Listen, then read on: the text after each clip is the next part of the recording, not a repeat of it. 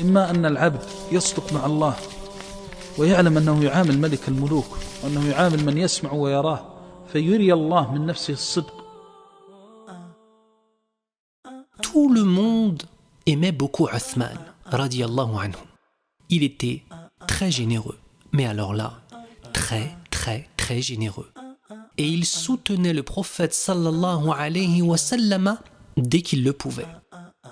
Avec sa première femme, Ruqayya, tu sais, celle radiyallahu anha qui était morte. Eh bien avant qu'elle soit morte, il était parti avec elle en Abyssinie. L'Abyssinie est un endroit en Afrique qui a accueilli les premiers musulmans. Et écoute bien ce que je vais dire. Ceux qui ont défendu les musulmans n'étaient pas des musulmans, c'étaient des chrétiens. On les appelle les gens de Ahlul Kitab, les gens du livre. Voilà comment on appelle les chrétiens dans l'islam, Ahlul Kitab. Eh bien, ces chrétiens étaient justes. Et d'ailleurs, tu sais, le chef de tous ces chrétiens, qui portait le titre de Najashi, cela signifie en fait l'empereur, le grand chef, le négus, eh bien, il était musulman. Et le prophète sallallahu alayhi wa sallam a prié sur lui lorsqu'il est mort, rahimahullah. Il partit donc en Abyssinie pour y trouver un endroit où les Quraysh ne les attaqueraient plus. Par la suite, il revint à la Mecque, puis repartit pour Médine. Cela signifie qu'il était en premier à la Mecque. Ensuite, il est parti en Abyssinie en Afrique. Ensuite, il est revenu à la Mecque. Et ensuite, il est parti à Médine. Allahu Akbar. Tu vois tous ces voyages? C'est juste pour Allah. Eh bien, si à un endroit, il ne pouvait pas être musulman comme il le voulait, il quittait cet endroit pour Allah. Qu'Allah nous donne toujours la force de voyager pour lui. Amin. Rappelle-toi de la fortune qu'il avait reçue de son père. Tu te rappelles, je t'avais dit qu'il y avait beaucoup. Et que lui, en plus, était un très bon commerçant.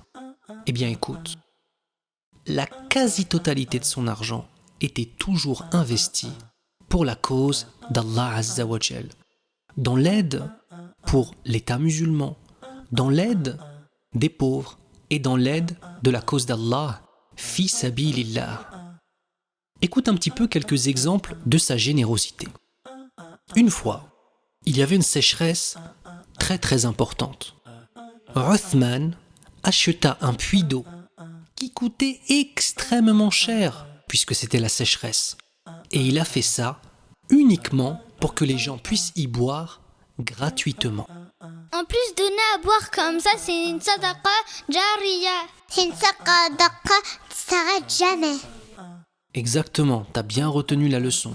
C'est une sadaqa jariya, c'est-à-dire une sadaqa qui ne s'arrête pas.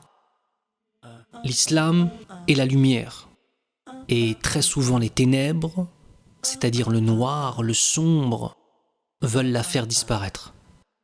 Alors, afin de la protéger, les musulmans devaient souvent se battre justement pour se protéger des gens qui étaient autour et qui voulaient faire du mal aux musulmans et qui voulaient faire disparaître l'islam. Uthman n'hésita jamais à dépenser sa fortune pour acheter des montures comme des chameaux ou des chevaux pour les combattants afin de leur permettre de gagner des batailles. Écoute bien celle-ci. Lors d'une bataille, fi sabilillah, il acheta près de 940 chameaux et 60 chevaux. Un autre jour, Uthman, radiyallahu anhu, avait acheté de très nombreuses marchandises et nourriture depuis un endroit merveilleux qui s'appelle le Shem. C'est un endroit merveilleux mais qui aujourd'hui malheureusement est plein de guerres et plein de choses très tristes. Alors on demande à Allah Azza wa Jal de faire revenir le Shem à la lumière et de préserver cet endroit. Le Shem Habibi, c'est un nom que l'on donne à l'actuelle Palestine, à la Syrie, le Liban, la Jordanie. Eh bien tout ça, c'est ce qu'on appelle Bilad al-Sham. À cette époque-là, Médine était plongée dans la famine. La famine, c'est lorsque nous n'avons plus de nourriture et que les gens sont en train de mourir de faim. Donc Médine était plongée dans la famine et certains marchands voulaient racheter toute la nourriture de Uthman afin de pouvoir la revendre plus cher. Je t'explique. Étant donné qu'il n'y avait pas beaucoup de nourriture, et que Uthman, lui, avait des grosses réserves pour pouvoir les vendre, ils sont venus le voir et lui ont dit « Nous allons acheter toute ta nourriture ». Pour Uthman, c'était une belle affaire. Eh bien, il allait avoir beaucoup d'argent d'un coup. Mais ils savaient ce qu'ils allaient faire après. Tu sais ce qu'ils allaient faire? Ils allaient garder toute cette nourriture en attendant que tout le monde ait encore plus faim.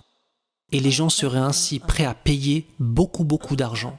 Et ils pourraient comme ça doubler, tripler ou encore plus le prix de la nourriture. Uthman, sachant cela, il a décidé non seulement de ne pas leur vendre la nourriture, mais il a tout donné aux pauvres. Radiyallahu anhu. Tu sais pourquoi il faisait cela? Parce qu'il savait que la récompense était auprès de son Seigneur, subhanahu wa ta'ala. Tonton, tu penses que je pourrais être aussi généreux que lui un jour? Et moi aussi courageuse que Omar. Et moi aussi intelligent que Ali. Et tu penses que moi aussi je pourrais avoir des lumières dans ma vie?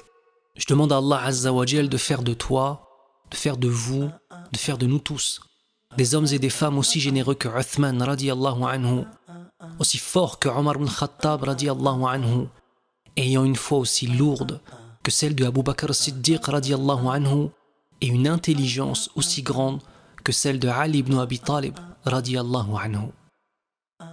Écoute bien, nous avions eu un premier calife qui était Abu Bakr as-Siddiq, un deuxième qui était Omar ibn Khattab radiyallahu anhum, et le troisième fut Uthman ibn Affan radiyallahu anhu, qui devint à son tour le calife, Émir al-Mu'minin. Uthman est donc celui qu'on appelle le troisième calife bien guidé de l'islam. Avant de mourir, il fit de grandes choses. En tant que calife, c'est lui qui créa la première flotte maritime du monde musulman. Alors une flotte maritime, cela signifie qu'il fit fabriquer de nombreux bateaux et qu'il lança les premières expéditions en mer. Une expédition a plusieurs buts, celui de découvrir de nouveaux endroits, mais parfois aussi celui de faire la guerre. Uthman radiyallahu anhu est un grand exemple de générosité, de douceur et d'intelligence. Uthman radiyallahu anhu fut un calife juste et pieux. Mais certaines personnes qui étaient devenues musulmanes avaient mal compris des choses de l'islam et se retournèrent contre lui.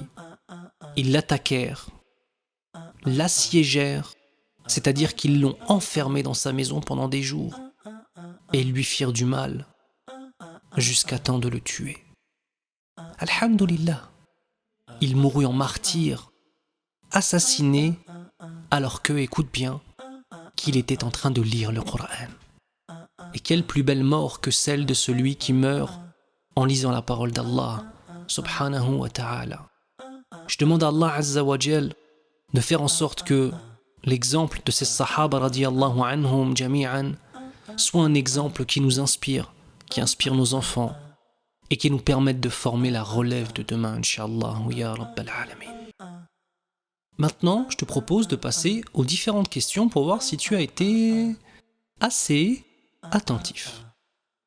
Quel était le nom du premier calife dont je t'avais parlé la dernière fois? Très bien. Abu Bakr as-Siddiq radiyallahu anhu. Quel était le nom du deuxième calife? Émir al-Mu'minin? Oui, très bien. Omar ibn al-Khattab radiyallahu anhu. Alors quel était le nom du troisième calife? Oui, t'as réussi à le dire, je sais qu'il est difficile. Uthman ibn Affan radiyallahu anhu. Pourrais-tu me dire quel était le surnom de Uthman? Quel était son surnom? Son surnom c'était Dhu Nourayn. Dhu Nourayn, ce qui signifie l'homme aux deux lumières. Très bien. Alors, est-ce que tu pourrais me donner un exemple de sa grande générosité? Alors, réfléchis. Il y en avait une fois qui était liée à la sécheresse. Tu te rappelles de ce qu'il a fait? Oui, il avait acheté le puits d'eau très cher et il l'avait donné à tout le monde.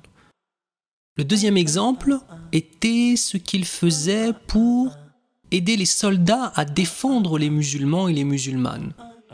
Oh, ça va être dur ce que je vais te demander. Est-ce que tu te rappelles combien de chameaux et combien de chevaux il avait acheté? Les chameaux, c'était 940 et les chevaux, c'était 60. Très bien.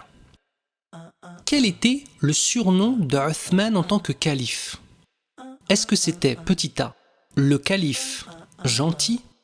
Petit 2, le calife généreux? Petit 3, le calife bien guidé de l'islam? Oui, très bien, c'est le petit 3, tout comme Abu Bakr as-Siddiq, Omar ibn Khattab, et tu le verras après comme Ali ibn Abi Talib radiyallahu anhum. Eh bien, je suis très fier de toi. Tu as très bien écouté, tu as pu répondre à presque toutes les questions. Barakallahu fik. Wassalamu alaikum wa rahmatullahi wa barakatuh.